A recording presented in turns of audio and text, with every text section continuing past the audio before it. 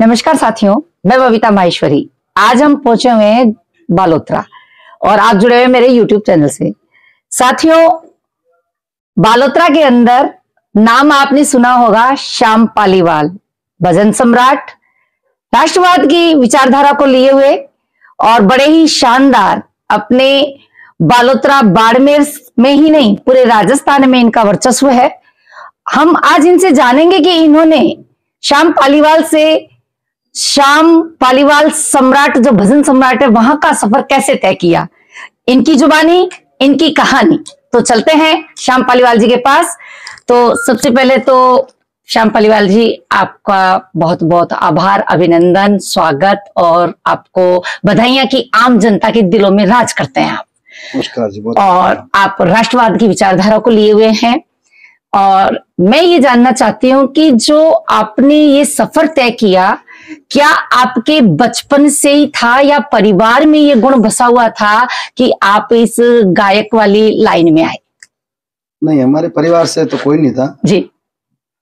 और बचपन से मैंने नहीं सीखा है जी। बचपन से मैंने बहुत बड़ा संघर्ष किया है और काम वगैरह बहुत किया। मैंने 8.5 साल कमटे का काम किया है। ओके। फिर इंडस्ट्रीज एरिया में फैक्ट्री का काम किया है।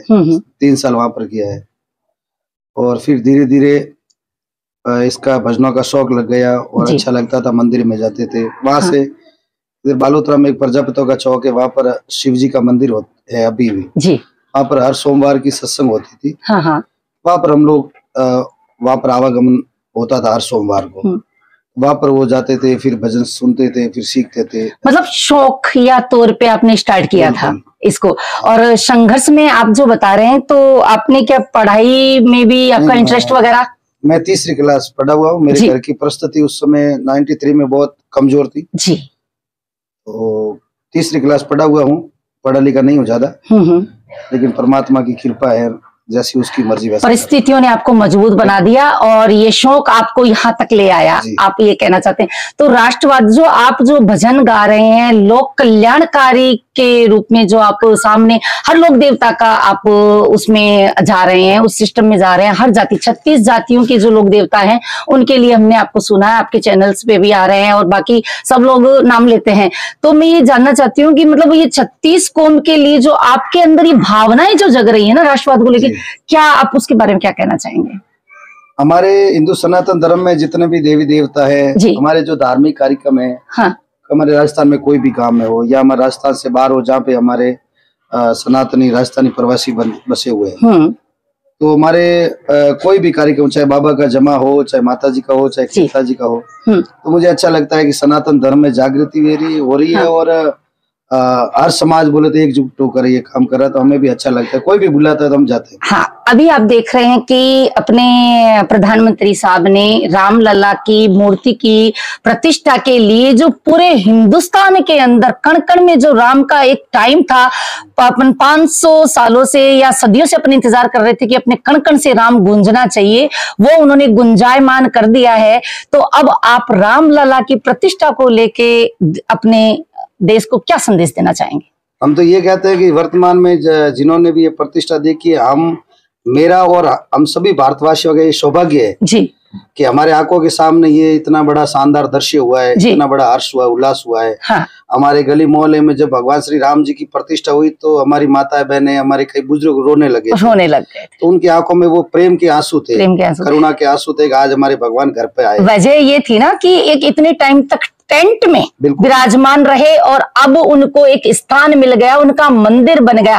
वो किसकी वजह से हुआ और क्यों हुआ? और कहा जा रहा था कि यदि ऐसा हो जाएगा तो दंगे हो जाएंगे, वो हो जाएंगे, लेकिन ऐसा तो कहीं कोई सपन नहीं। मुझे ये लग रहा है कि जो नरेंद्र मोदी जी है जी या योगी जी है, नरेंद्र मोदी जी को अगर कोई युग पुरुष कहे तो इसमें कोई अतिशयोक्ति की बात क्या बात है। एक संत स्वभाव के वो एक प्रधानमंत्री है जी। प्रधानमंत्री तो बहुत सारे हमने अपने जीवन में देखे हैं, आए भी गए, लेकिन नरेंद्र मोदी जी है एक संत स्वभाव के युग पुरुष है, जो कई युगों के बाद एक दो ऐसे पैदा होते हैं जी। बिल्कुल सही बात। जितना भी श्रेय है ये नरेंद्र मोदी जी, मतलब अपन ये कह सकते हैं कि हमारे देश भारतवर्ष के लिए ये एक युग पुरुष के रूप में हाँ, ये इन्होंने अपने देश में ही नहीं विदेश में भी सेम टाइम पे गुंजायमान किया इस बात को।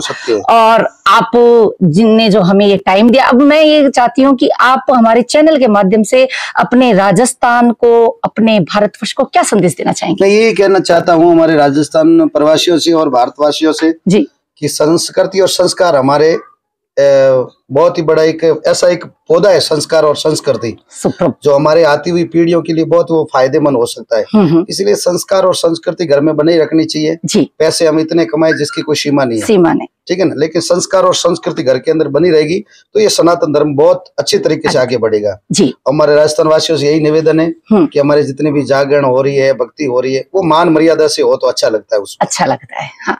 मतलब आप चाहते हैं कि जो भी काम हो एक मर्यादित तरीके से होना चाहिए, मान सम्मान के तरीके से होना चाहिए। श्याम जी, आपने हमें अपना अनमोल समय दिया, आपके लिए आपका एक एक पल कीमती है और आपने वो हमें समय दिया।